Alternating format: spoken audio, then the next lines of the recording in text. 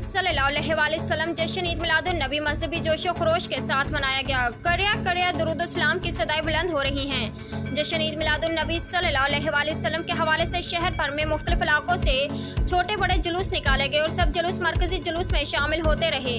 मरकजी जुलूस अपने मुकर्ररा रोड से होता हुआ मदरसा अनवार मोहम्मदिया में इख्तिताम पसीर हुआ। जुलूस की नुमाइंदगी खान अमीन इस्लाम और मोहम्मद अशरफ फारूकी ने की।